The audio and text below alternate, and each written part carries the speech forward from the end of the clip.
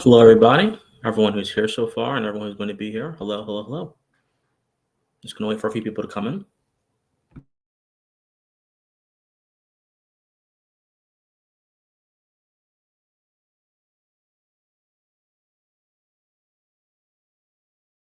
This is going to be a very informal stream. I was going to do content tonight, but I figured, you know, I'm a little tired, so why not just do a live stream since it's been a very long time since I've done one. So,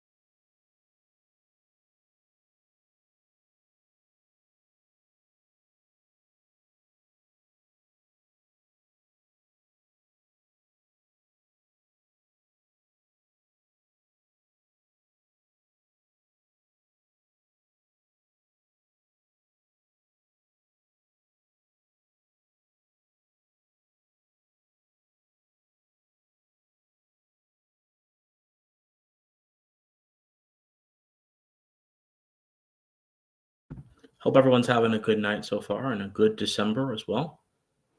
The holiday season seems to be wrapping up for people. So, your videos are great, man, especially. Oh, thank you, man. I appreciate it. I appreciate it. One of the big things about, what I'm trying to do here on this channel is that I really want, above anything else, even if people don't agree with me at all, I want to help people think better. Even if someone happens to take a very different perspective than me, or they apply the methods of the thinking that I'm giving them to a different end, that's fine, because I think that America and the West more broadly, the better we think, the better our culture gets, the better our civilizations get, and the better our communication gets. So I am grateful for you to say that, and I plan to keep going. I think I'll be doing a video tomorrow. I'm a little bit of a perfectionist myself, so I sometimes will stop myself for like a period of 3 to 4 days before actually going ahead and recording another video, just because I want to get it right. But yeah, but thank you very much for saying that, and I hope you've been enjoying the recent content as well. I've been enjoying making the recent content, actually, just to be frank with you.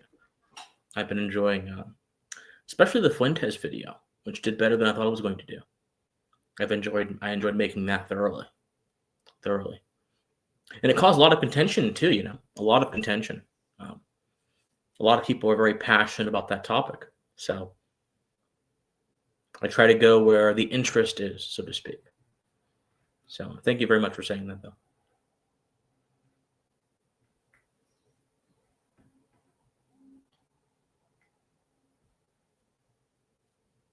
And one thing I've been thinking about actually is, a lot of people, one of the reasons a lot of people actually avoid going into depth with their content is because they think it'll attract disinterest from their audiences, or it'll turn off their audiences. And I have to really ask myself, I have to really ask myself, do you really want to have an audience that sees you solely as an object of entertainment? Or do you want to have an audience that wants to grow with you? I could have grown much faster than I've grown currently. I could have had a much bigger audience than I have now if I had been willing to play the dopamine game, where I go ahead and I make people get excited and trigger their passions. But at that point, the relationship between my audience and me would be like a relationship between a drug dealer and their client, which is one of dependence and even codependence in a certain sense, where they come to me to get their high, and I expect them to get my sustenance, to get my views, get my status. And this keeps going on. And it's a sustainable model until substance is the matter, until Matters that actually go beyond excitement get talked about. And that's when you see a lot of people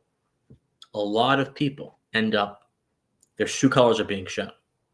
So I never wanted to be a drug dealer for my audience. So I never really did all of that. I kind of just have stayed true to who I am. So even if you get a job where you can only make a video on.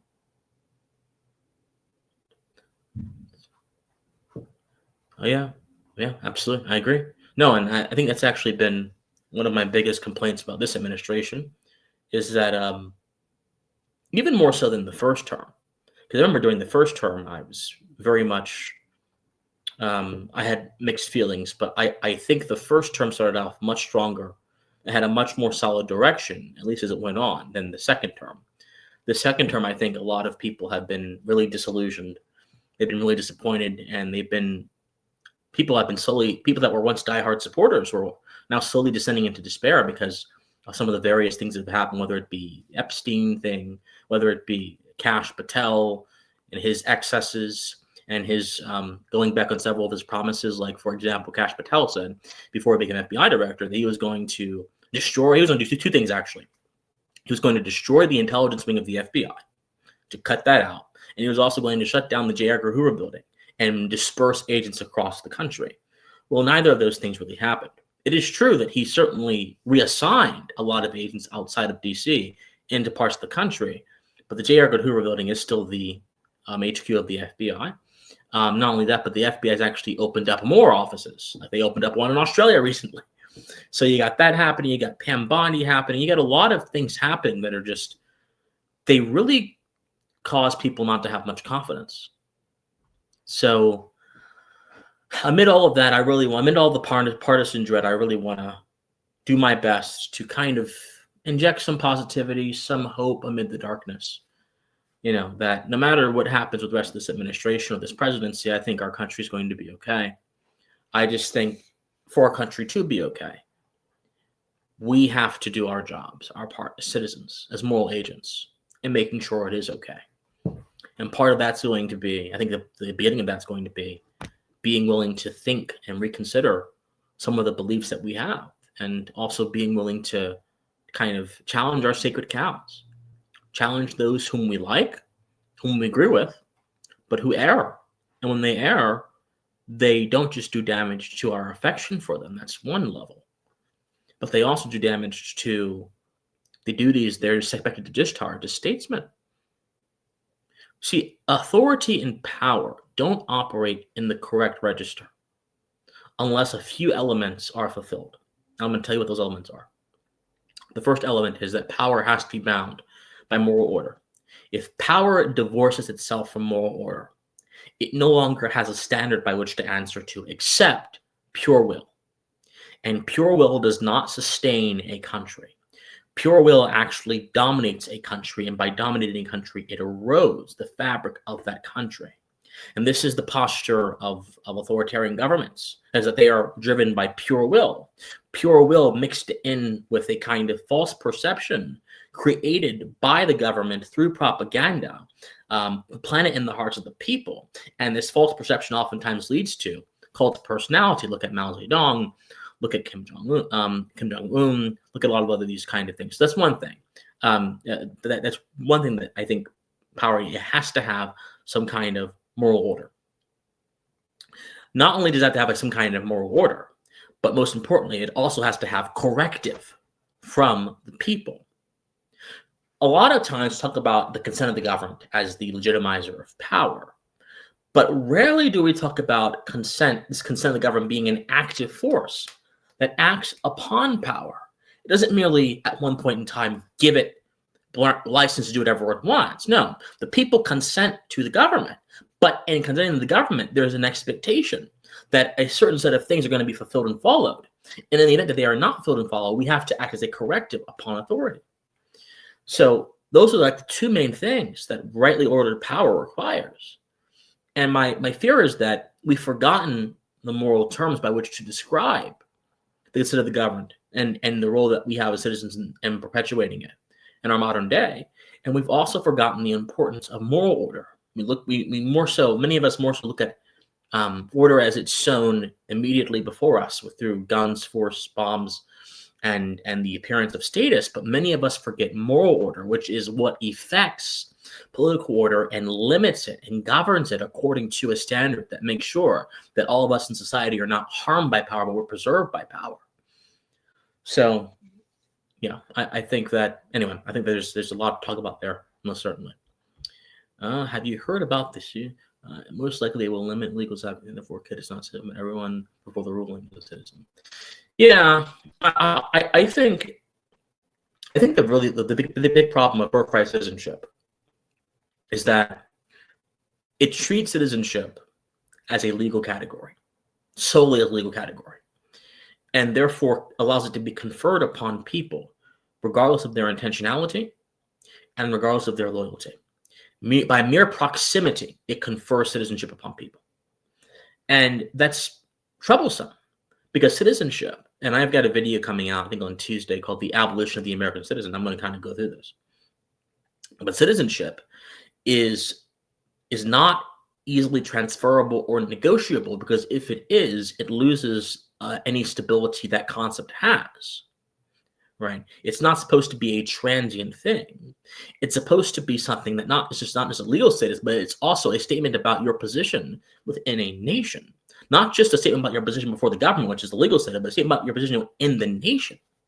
So when you say birthright, when people say birthright citizenship, they're assuming that the person's position within the nation becomes negotiable, and you can just confer it with pure legality, pure legal mechanism. And then therefore that undermines the concept of citizenship. So I think birthright citizenship is one of the worst developments, one of the worst interpretations as well of the Constitution. And I think that part of restoring American society is going to have to involve reinforcing what it means to be an American citizen, reinforcing what it means more generally to be an American, and not being afraid to alienate some people who don't treat those two things, being an American citizen and being an American, as serious. And I think because right now what's happening with the Trump administration is that ICE is doing deportations and they're targeting people and all that kind of stuff. But number one, they're not doing them as much and as ferociously as they should be doing them. That's number one. But number two, the enforcement is not being applied as widely as it could be applied if the focus went away from just addressing certain illegal immigrants to more so trying to reinforce what it means to be an American citizen. A immigration enforcement policy under the standard of reinforcing what it means to be an American citizen has vastly different implications than one that simply targets the quote-unquote illegals. It has implications that could even include looking at the status of some naturalized people. That could even include looking at the status of some natural-born people. Because if citizenship really is a moral designation, not just legal designation, and if citizenship really is the relationship between the person and his society, the person and the nation, not merely the relationship between the person and the government, and that means that it's not sufficient to be a legal immigrant. It's not sufficient to be naturalized. It's not sufficient to have the right papers. You also have to have the right beliefs. Because what is belief the engine of? Belief is the engine of action. And not only that, but belief shapes our minds. And our minds are where our conscience resides. And our conscience is the first point of contact for our moral understanding. So not only does being a citizen involve, again, legal stuff, it also involves a formation on a very, very basic level. And this is a definition, by the way, that I think a lot of people would intuitively understand and agree with. But it's so radical to think like this because so many people are used to treating citizenship merely as a matter of process and not as a matter of formation and belief. I'm going to write that down, actually. Give me a moment. I'm actually going to write that down. Hold on. Citizenship as process, not formation and belief. I'm writing that down because I'm going to actually use that in the video coming up because my process is like this. I rarely sit down and like type out the script. I don't do that stuff. I have outlines. But there are times when I even deviate from my outlines. Sometimes when I want to get an idea for a video, I just speak. I literally would just speak like this. I could just spoke to you and answer this question. And I'll realize I said something. I'm like, oh, that's interesting. I said that. Did I say that? And I'll literally just, okay, let me type that down. So that's what I just did. So thank you. You're actually helping me with my video on Tuesdays. Thank you very much. I appreciate it. I appreciate it a lot, actually. And that'll be an interesting argument to leverage, I'm sure. So, but I hope all of you are doing well. Bud, hello. How are you doing? I'm happy. Hey, happy to hear you're in the gym. Physical health is mental health. I generally believe that. Physical health is mental health. And I hope that you're in the gym for your betterment, not just in the gym for aesthetic fascination or whatever. Hope you're in the gym for your personal betterment. Because I notice a lot of people, when they go to gyms and stuff, they are doing it for one of a few reasons. Number one, they're doing it to create content for social media. I've noticed that a lot. When I used to go to the gym more often, I don't do it anymore, although I'm going to get back into it because I need to shed some pounds. But when I was in the gym more often, I would see people making TikTok videos and all these kind of fitness videos, showing off their exquisite forms. Right? That's one reason people go to the gym. Another reason is that they do it, and this is actually probably the more universal reason, to attract people they fancy or they want to fancy them. Right? To basically just get people to be physically attracted to them. And the third reason I think is that people actually want to better themselves. They want to refine themselves. They want to feel good about themselves, not for anyone else, but for them and for their own peace. And I think that's probably the best reason to go to the gym. It's the most sustainable reason too, because the affection of other people is fleeting. The affection of other people will not last forever. There's a reason even people that are in marriages that go 20, 30 years end up having problems. If affection is the only thing someone's relationship is based off of, that relationship's going to fail. Because there's going to be days where you don't like the person you're with, or you don't like something that they did. So there has to be something beyond affection that's going to sustain you in your relationships of any sort. And I think for the more crude uses of affection, like, getting short-term sex, which is, some people like to do that, that's also very empty and hollow. That does not sustain you or make you happy or anything like that. That just, it doesn't do anything, I think, but satisfy you for a moment, but leave you wanting for more. Right. So I hope that you're in the gym for the right reasons. Is what I'm trying to say. I really hope you're in the gym for the right reasons, because it's just not worth it. This society is so fragile, man. These people, their perceptions are so fragile. You have to orient yourself towards the eternal. Now, I'm not talking about in a religious sense, but in the universal morality sense. The right, the capital R right, towards justice, towards veracity, which is the pursuit and the habits pursuit of truth and the habits that bring it about, towards fidelity, that loyalty that we have. That is what's important. That's what's important. So hope you're doing it for the right reasons. I have been with the same one. Oh, that's awesome, man. That's awesome. I'm actually very happy to hear that. That makes me happy. I'm happy to hear that. And I hope that things have been going well and the affection is still strong too. Because I will say this, I think people that were born during a different time or might be a little bit older, I think they had a very different view of romance than people my age have. I think they have a very different view of like what it means to be with someone and to love someone and long suffering and sickness and in health and all that stuff. No matter the issues with the in-laws or our finances, no matter, like, there's something about a lot of the old generation, which is why, I've met a lot of older people in their like 70s and 80s, and they say, I've been with my life for like 40, 50 years. That's amazing to me. And I just wonder, what is it that the older generation has that the newer ones have just missed out on, just have completely dropped? Right? Because divorces are common, infidelity seems to be quite common. Marriages breaking up because of financial reasons, which apparently is like the number one reason marriages break up. That's common. I don't know. I don't know why. It's sad. I think being in a long-term relationship, in a marriage, all that stuff really helps. It's a good thing. It's an important thing too. It's a really important thing. I'm going to the gym to feel good, to feel more confident, and also to look better for me. Good. I love working out and I feel good. Awesome. As long as it's for you, right? That's good. That's good. Because any action that's undertaken for the sake of someone else depends almost entirely on how well that person receives your action. Now, of course, we live in a society, right? So our behavior is not entirely self-centered, nor should it be, by the way. We exist in a society. We have duties. We have obligations towards other people other than ourselves. However, when a when okay, how do I say this? When your behavior, okay, that is supposedly meant to better yourself is based solely on how someone else sees it, that's a problem.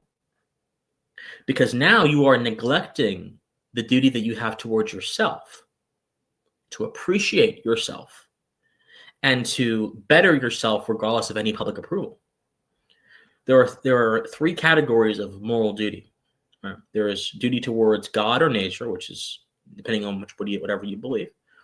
Duty towards yourself and duty towards others. If any of these categories are crushed or negated, your conduct will not be as good as it could be. Your behavior will fall short. You must fulfill all three categories. And I think one of the biggest things people, especially when they're doing something like the gym and they're trying to buff themselves up, they forget about the duty to self because they forget about why they're going to the gym. So, hey, look, I'm happy for you, man. That's good stuff. And I encourage you keep going, keep bettering yourself, keep warding off the potential medical problems that could come with being obese and not fit, keep doing that, man. That's good stuff. It's good stuff. Now, I'm gonna be right there. I'm gonna be right there with you. Right there with you. So very soon. I am. I've always found going to the gym such a laborious task, though. It's just so you go there and people are watching you, and you get on these machines, and you might last 30 minutes. I last like 30 minutes, and like I'm on these machines, and I'm tired, and I'm like, well, should I go? Or should I go back home? And then it's a big mental battle. I think half the battle for people that are trying to be fit is mental. It's right here. It's mental, right? Which is why when people say mindset's important, mindset is important. Not because your mindset causes things to magically happen for you, but because your mindset primes you towards the destination you want to get to.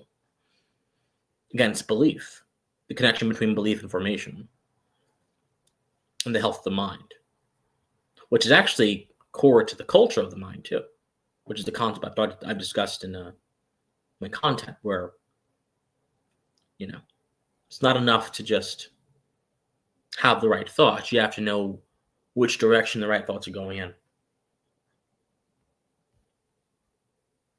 Yeah. When I was like 14, like 11 or so years ago, and I was much more serious about my fitness which is funny. I'm more serious about my fitness when I was younger than I am when I'm now. But I used to my mom would take me to the gym, and I would actually just like run I would do like almost like 2 hours straight on the treadmill, something like that. Like seriously, like I would burn like close to like 800 calories, like every time I go to the gym. And then my diet was great. I was like all white meat and stuff, all white meat and vegetables. And so I was in the best shape of my life at that time. Then I stopped going to the gym, and I began eating more. And I think I've been at the same weight for like 7 years, which is bad, by the way. I know it's terrible, but it's like I've maintained, and it's not good. And so I'm gonna have to fix that because I miss being in the hundreds. I miss being in the hundreds. Oh man. Oh man. Hello, hey, Javier. He said, I hope you're writing on a phone. Someday. Someday. Soon. Soon. Um, thing about a book is that you kind of have to have a thesis in mind. You have to know which direction you're going. And my mind is like this vast ocean with so many things swimming in it that I don't even know what to think sometimes.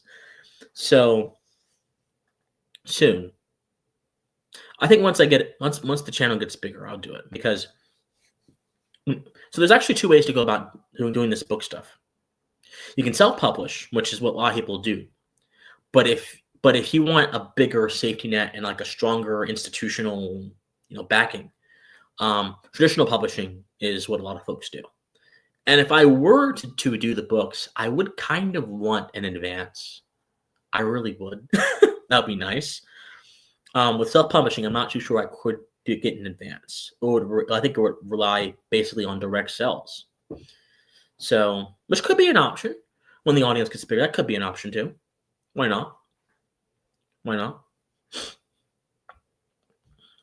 You got to eat healthy. If you cut off sugar and yeah, I don't eat sugar. I use stevia, and I don't even use flour that much. I don't think. I don't even eat bread actually. It's like a rare occasion if I eat bread.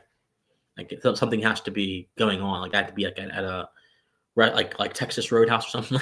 Like I have to be at a restaurant I really like if I want to eat bread. I've naturally cut out a lot of things, over the years.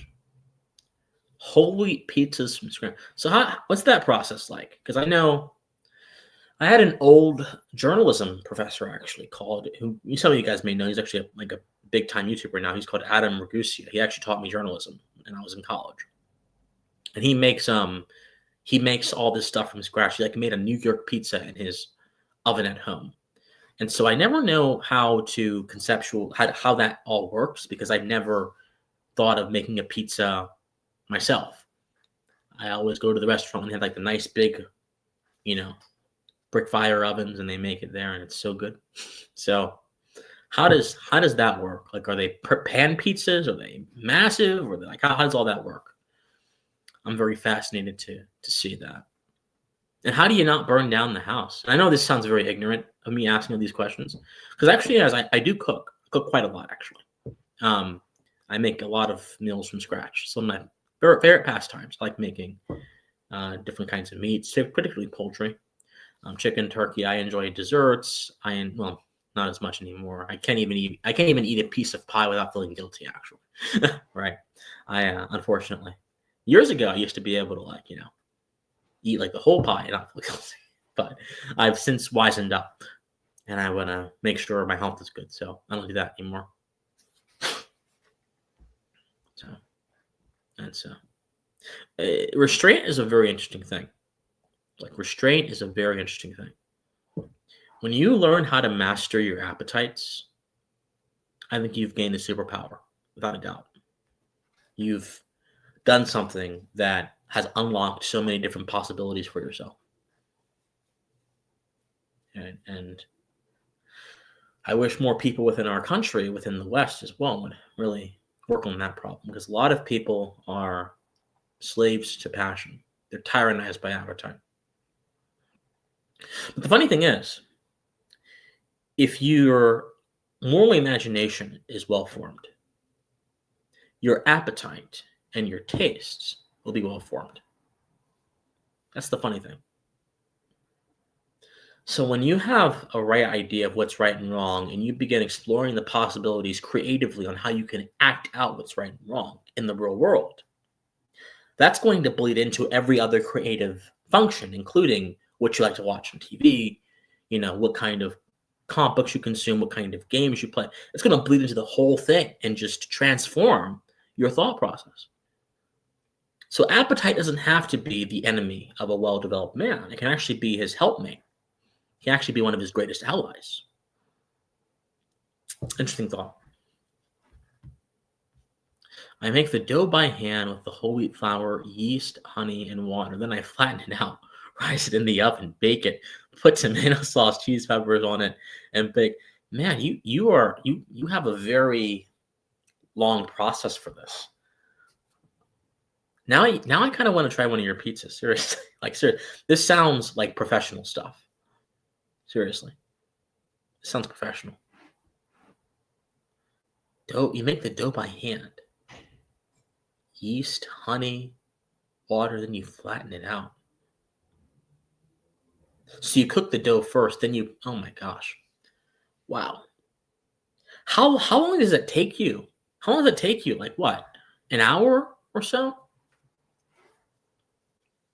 How long does it take you? I don't how long does it take you? Like I normally just, when I make things like I could just pop it in the oven, like I make chicken or whatever, and I just pop it in the oven for like an hour and it's done. It's done. This sounds like a very large ritual that I'm not too sure I would. Hmm. But I want to try it though. A 13-inch pan. Wow. Really? We got some artisans in the community. This is this is awesome. Got some. Wow. This is awesome. Wow. Yeah, I've kind of always wanted to try making my own bread. In all honesty, I kind of always wanted to try that. I've had homemade bread before. Someone gave it to me like years ago, and it was actually surprisingly good. It was actually surprisingly good. I enjoyed it. I enjoyed it. But we got some artisans in the community. This is fascinating. But that's good. You guys like to create, you like to build, you like to make things. That's awesome. That's the kind of folks I'm hoping I attract. Right. Because I think today it's very easy to get involved in, despair and not wanting to make things and just letting the world run its course. When we all have even if it's a small role, we all have some role to play in the course of events. All of us do. All of us do. And determining what that role to play is going to involve finding your gifts and align them with your passions. And I don't think anyone is too old to do it. No one is too. People are not too young to do it. I don't think. People hear that great criticism. Well, you're not. You're too young to have an opinion on this or no. Youth itself is not. Youth itself is not an impediment to creativity. I think false beliefs are the bigger impediment to creativity. Right. So it's not that long. The dough takes about 15 minutes to make. Oh, wow. Wow. Well, you have to send me a recipe. I mean, that's actually pretty fascinating. It's pretty fascinating. Recently discovered this channel. I've been watching it ever. Oh, thank you so much, man. Thank you for saying that. I appreciate that. Thank you so much. I like to hear about your video making process. Do you write a script? No, I don't write scripts. No. So what I do is, and by the way, thank you for being here. Thank you. It's a Sunday night. You could be doing anything else. Thank you so much for being here. I appreciate that. So I don't write scripts. I write outlines sometimes, but I use the outlines as goalposts to kind of guide my thinking. Okay, I talked about this topic. Let's talk about this topic. But oftentimes, you may even notice it in my content, I will just not even look down at my computer, because when I do, I'm looking at outlines, not in any script. And I'll just speak at the camera. I'll just go off. And the outlines, so I know what I want to say before I get on the camera, but the outlines kind of trigger the pathways in my mind to kind of figure out how to connect the dots, how to move from point A to point B, and then drive it home. And once I'm in that flow state, I call it, I just keep going. I don't even need the computer anymore. But sometimes, and depending on how tired I am, depending on if I had work that day, if it was journeying on me, sometimes it'll be a little bit harder for me to start up. And so the outlines are kind of like a little bit of a crutch. But yeah, I don't do scripts. My life would probably be easier if I did do scripts.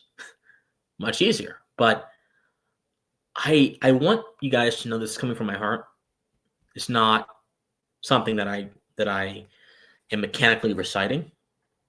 It's something that I mean, that I live and breathe. And that living and breathing, in my opinion, is a very important part of being a creator. It's a massive part, right? Because I like to embody the ideas I talk about. Because if I can't embody the ideas I talk about, I can't demonstrate how practical they are for everyday life. And if I can't do that, in my mind, I don't have much of a justification for sharing them with people. Because a lot of people just like to talk, just to, entertain people and just to give them fascinations. And that's fine, by the way, nothing wrong with that. I like entertainment and pastime as much as the next guy. But for my mission, I want to actually give people a toolkit. Hey, here are some ways you can think about X, Y, or Z, or here's like a method you can use in your own life when you're going through these very uncomplicated issues, and give them the toolkit, and they can take it and just blaze a trail with it. That's largely my posture. So that's why I don't use scripts, because I want to show people you can live this stuff, you can breathe this stuff. Now, having said that, I don't think using scripts is bad per se. In fact, some people work better that way, and there are a lot of successful creators that use scripts, and they do just fine. And I don't doubt their sincerity, but it's just never worked with me. Right? Never worked with me.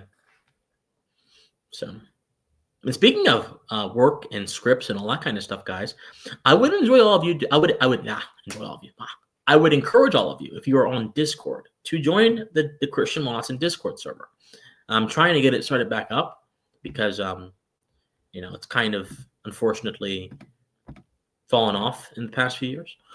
But it would make me very happy if you guys decided, if you're on Discord, if that's something that you're interested in, if you guys actually decided to go ahead and join it, because I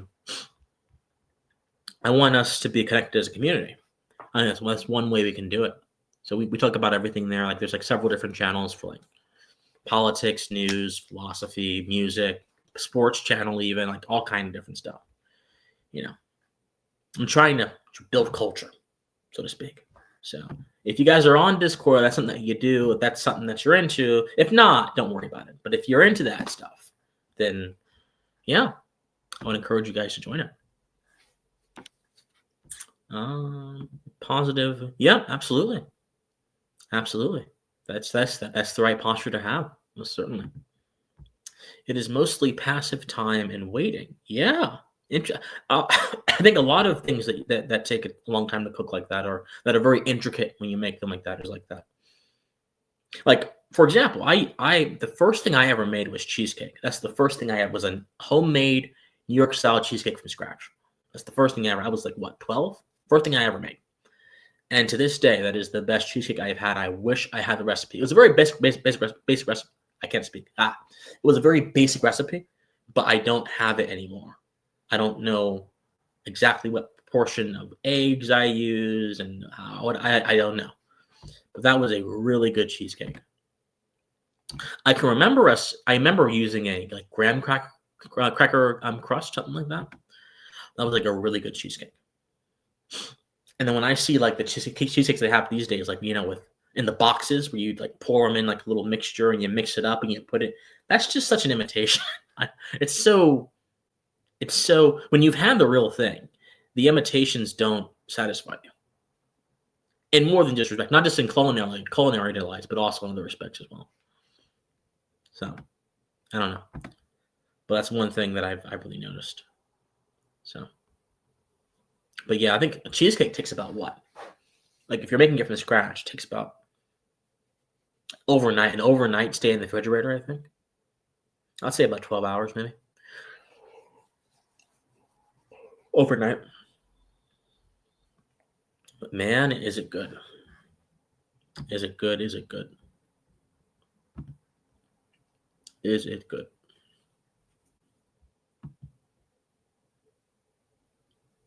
And by the way, if you guys want to see me watch something or anything like that, again, I'm just here hanging out. So if you want to send me a video to watch or some article to look at, I don't mind either. I'm just here hanging out. So very, very chillaxed day today.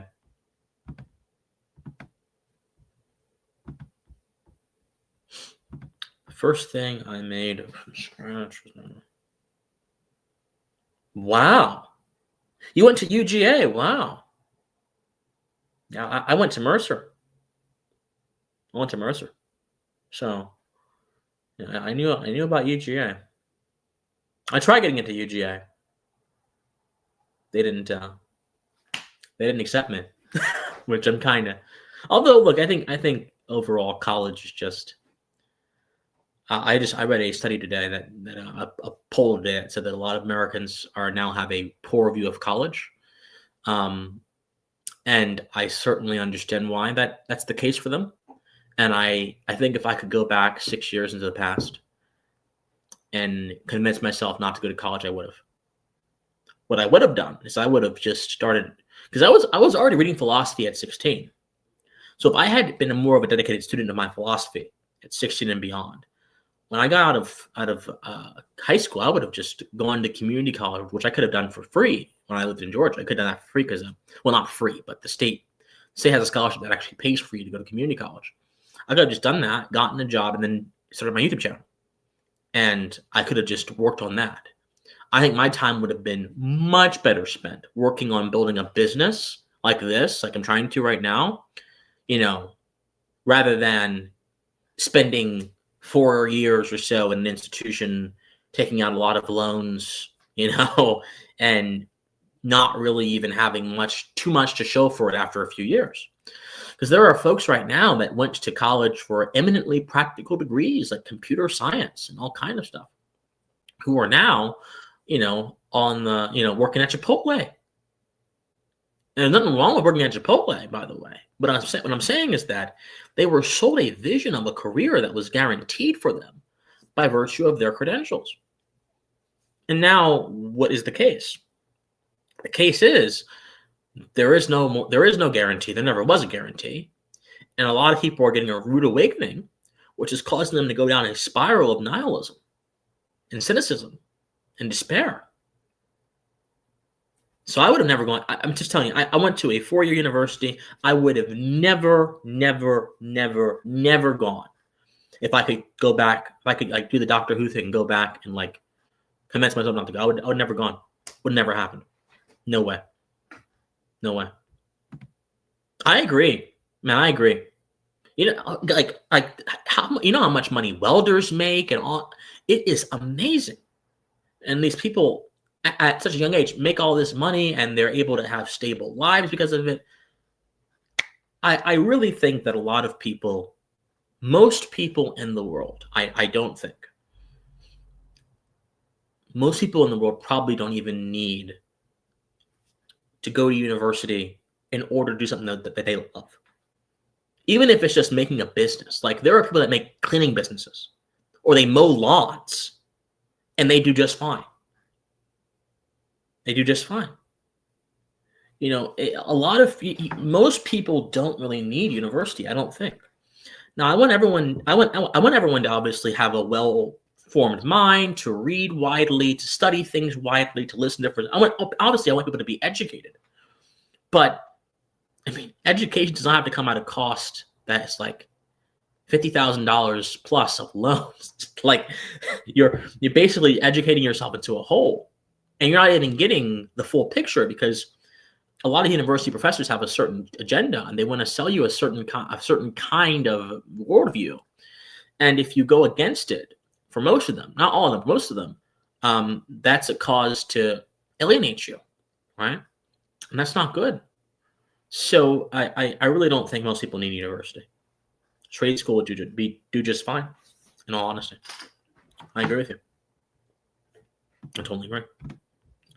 I was spending 4 to 5 hours on a part of a question on the physics homework in grad school. It was, wow. 4 to 5 hours on part of a question. I can believe that. I took it's going to be funny. I took an ancient Chinese science class in university. Now why? Why did I do that? I think it's because I thought it was going to be an intellectually stimulating class to take. Plus, it fulfilled my science and math requirement that all undergraduates at my university had to fulfill. So I figured to myself, okay, ancient Chinese science. This is going to be interesting. Well, it was basically just a physics class, a little bit of history added onto it. And we had to I remember one time we had to measure, we had this, actually, hold on. Come on. I'm going to show you guys my cat. Hold on. All right, this is Munchie, guys. Hey, buddy, come on, buddy. Come on, buddy. Come on, buddy. Come on. I don't think he wants to be up here right now. Come on, buddy. It's all right. It's all right, buddy. It's all right. This is my cat. He's my cat of, what? 18 years, actually.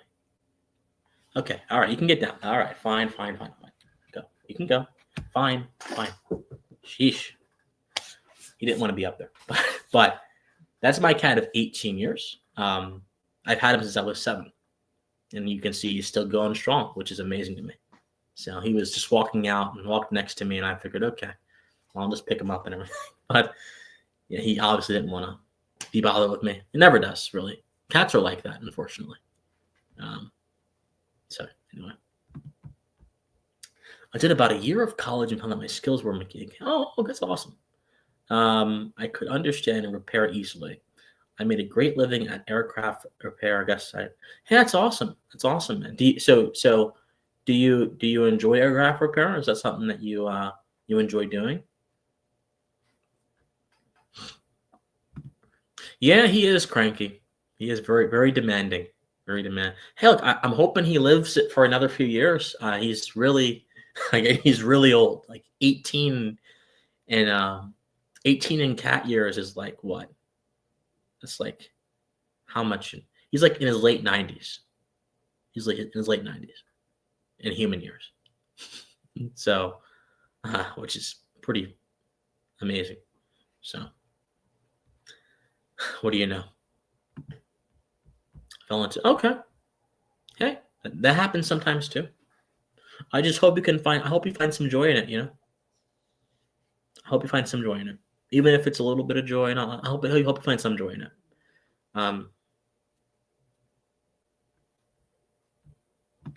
Okay.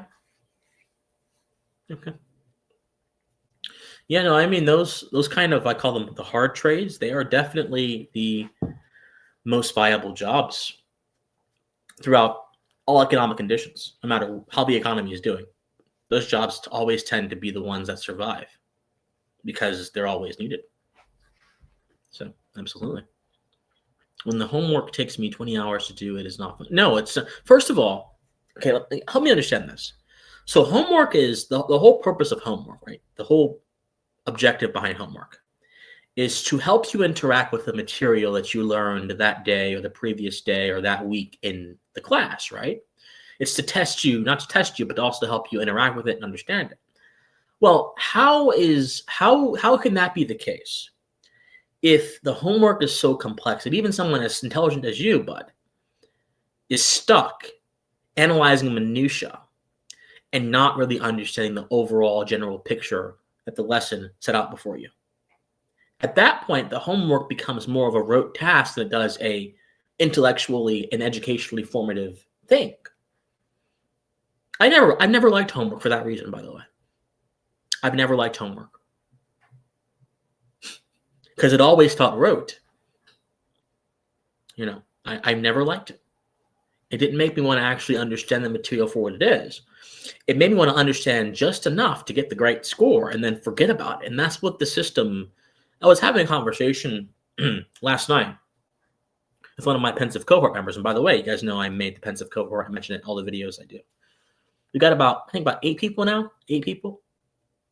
I think with the exception of one person, we're all under 32, which is amazing. I'm just, wow. You guys want to actually read philosophy. I'm just my mind's blown. But so I was discussing with him, and he mentioned that he felt scammed by the American education system. I'm I'm right there with you. So do I. So do I. Because, in the cohort, what we do is that I actually, we have a bunch of different works that we read that help to form America's intellectual DNA foundationally. And so my method of teaching is that I basically say, okay, guys, here's the reading. when we have our meetings every Saturday, I'm going to just sit down and let you guys, duke it out and say what you learned or say what you found interesting. And I'm going to sit back like this, the big smile, and I'm going to just listen. And if you need my help and understanding something that is like a little bit complicated, I'll help you. But I'm just listen. I'm not going to talk down to you. I'm going to grow with you. And just that posture that I have, I've had people tell me, this is how I actually like to learn. It actually feels like enjoyable, awesome. I feel like I've been scammed because the system has talked down to me all these years. It's truth. It's the truth. And that's exactly why I don't do that. I'm the first person to admit to you guys, like, I have a lot to learn. There's a lot I still don't understand. I'm in my mid-20s, guys. I've got a lot to learn. I'm not better than anyone else. I'm just someone attempting to just, use what I think are my gifts to help other people. That's all. So I never approached that from a point of superiority or whatever. No, when people tell me all that stuff, well, you're so smart, Christian, I'm like, whatever. I mean, it's not that, I guess, I don't know. I really don't know. But what I do know is that what I'm doing, anyone else with a love of learning can also do. And I want to help people get to that point. So, all that to say, I think that how the system teaches topics in America, how education is done in America, the method under which it's done, has done a lot of damage to a lot of people, and it's made people view learning solely in light of like economic prosperity, as opposed to viewing it in terms of formation of the mind. That's a problem. In that case, it'd be better if people would just not go to university, get a trade, learn that, and then learn on their own time, like self-teach themselves. You've got YouTube, you've got a lot of free books on the internet, you've got a lot of things, lectures available. You don't need university for that. You really don't. Now, I understand that if you have like a highly specialized job, you have to go, right? I understand that. However, I also think some of those highly specialized jobs themselves, I mean, some of the markets are getting oversaturated, like, for example, before I decided to go off and try to be entrepreneurial and stuff, I was actually going to go ahead and be a lawyer. That was my goal. I was going to go ahead and be a lawyer. Happy I didn't do it for many reasons. One of the reasons is that the legal field is oversaturated. It's one of the most oversaturated job markets right now, even with degrees. So that means that competition is much harder than it actually would be under normal circumstances. And then secondly, lawyers have some of the highest rates of life dissatisfaction and, other bad things. I don't want to mention divorces, familial violence than any other field. Why would I want that? Like, why would I want to subject myself to that? Why would I want to subject myself to that kind of stuff? Plus, I think my passion's always been to share ideas. It's never been really to do law or something like that. It's always been to share ideas. So, no, I applied. Yeah, well, I was going to do pre-law if I had gotten into UGA, but I applied because I wanted to go. If you live in Georgia, it's like the flagship university. You have to go to UGA. It's one of the things that you have to do, and I thought that was going to be.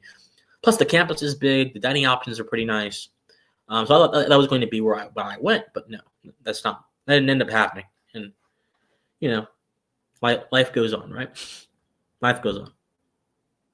Life certainly goes on. I hear they do. I hear that. Most certainly. I hear that. What did you guys think of my cat? I think only one of you commented on it. I know it was kind of random just to have bring him up here, but only one of you commented on him, which is kind of funny. No one expects Christian Lawson to just show his cat on the screen. But this is a live stream, guys, so this is much more relaxed than otherwise. Yeah, I mean, this is a problem throughout the South, by the way. there are like these huge cockroaches that come out at night and get into your house and your cupboard. It's just disgusting, to be frank with you. That's one thing I don't miss about the South, the cockroaches and all the other insects there that are just larger than life. I don't miss that. I don't miss that at all. Not even a little bit. Yeah, no, snow is awesome. I love snow. You got me in the festive Christmas spirit too, by the way. You're saying snow. Snow is awesome. Um, Something about snow just reminds me of like, I don't know, purity, you know, festivity, all that kind of stuff. Just like reminds me of just a good time, positive feelings. So yeah, snow is nice.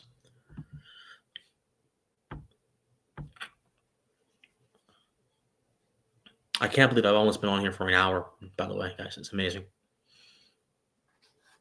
It's almost been an hour.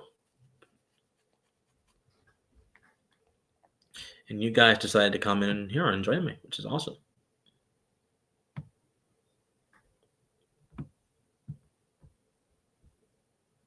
This is what you guys get instead of a video today. I was really going to make content. I was really going to do it. But I'm too tired. Way too tired.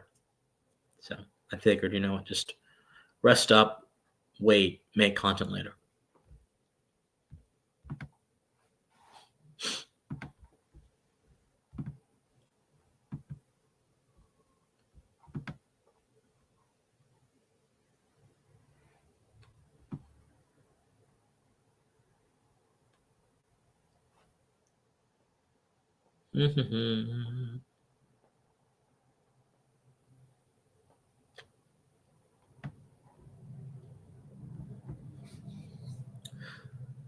Hope you guys have nice weeks planned ahead. Christmas is coming up very soon. You guys have any Christmas plans? Do you guys even celebrate Christmas? I don't even know. I know Christmas is controversial because some folks view it as like some folks view it as like a a kind of religious celebration. Other folks view it as like a kind of like a celebration of like materialism over family. There's a lot of controversy around Christmas every year. It seems almost actually. So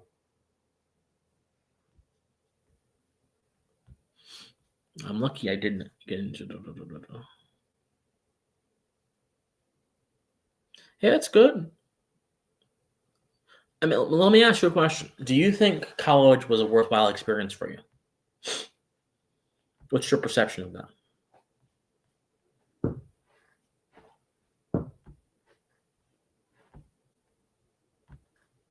Oh, that's awesome. That's awesome.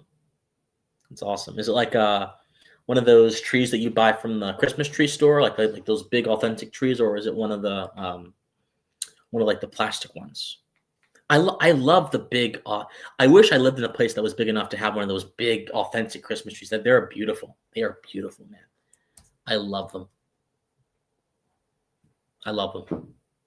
Unfortunately, I just have a small potted plant tree, and I put some lights around it, and little Santa figure on top of it, and that's my tree.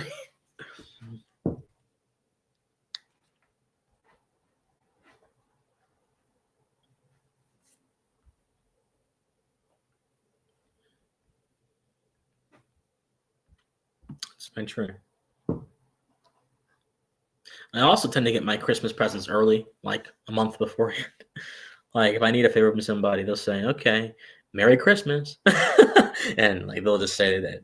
And I'm kind of happy. The older I get, the less expected. Now I don't have a family yet in terms of like my own personal family and stuff, but I like how the older I get, the less expected I am to give people gifts.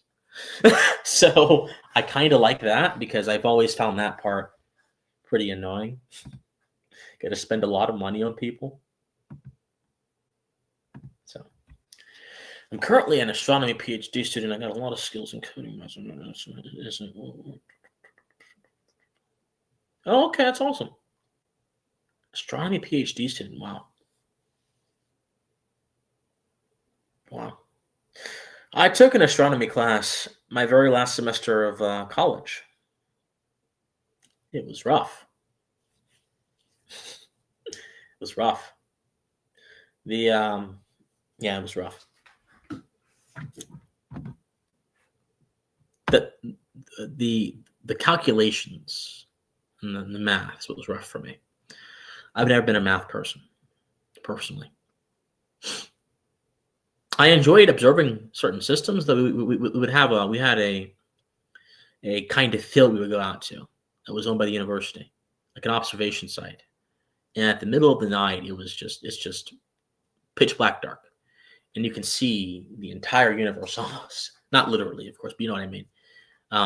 If you just look up, and it's beautiful. It's beautiful stuff, and it makes me really wonder. Before light pollution was a thing, before modern civilizations were a thing, the beauty that man would see in the natural world every single night must have been wondrous. So, but yeah, I the technicalities of astronomy, I never really got into that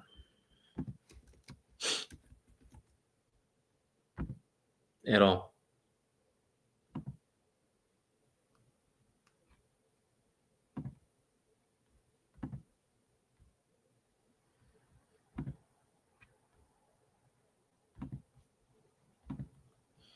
Well, I mean, that's close enough for me. Close enough for me. Yeah, no, not the whole universe, right? Because that'd be multiple galaxies. Although you can see other galaxies too, can't you? You can see other galaxies, right?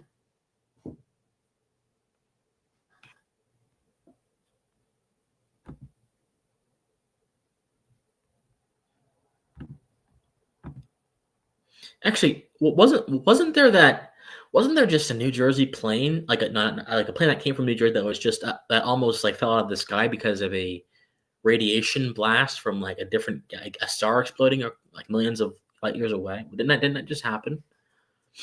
That story is interesting. I'm gonna go investigate that story. That's interesting to me because I really want to know. Maybe as an astronomy person, you can tell me how that even happens.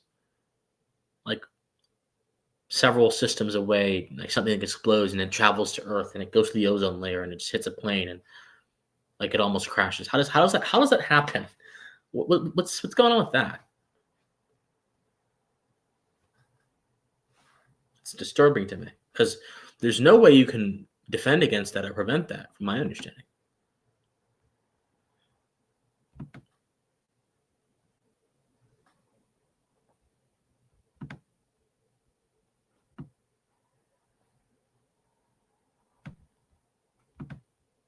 Like, that's just crazy to me. Utterly crazy.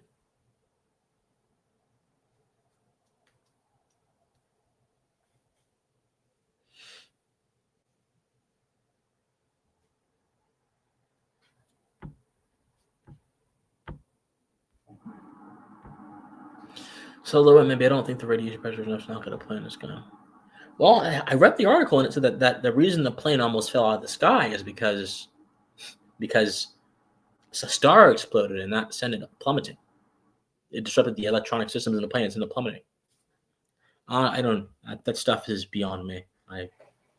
It's fascinating though, but it's certainly beyond me. I don't even know what to say to that.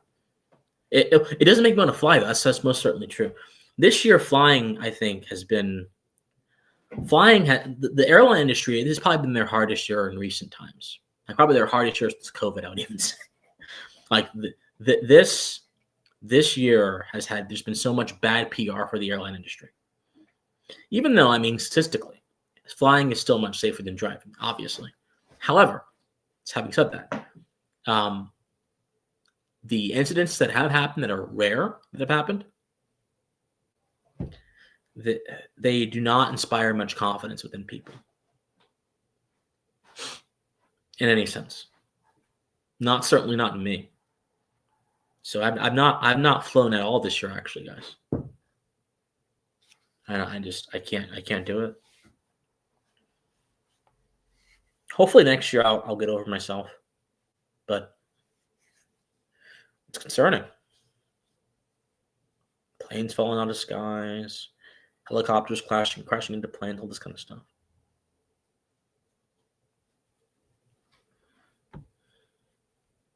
The electronic, yeah, I mean, and yeah, it's worrying. That's worrying. Very worrying. Most certainly.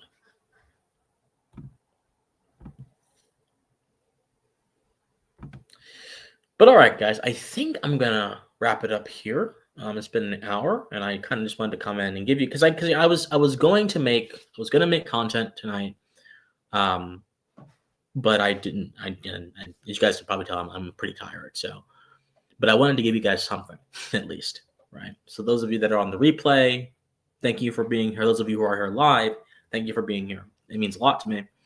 I wanted to give you guys something. So there you go. And I'll be back with the video tomorrow, most certainly. All right, guys. Hope you have a nice night, and please stay pensive.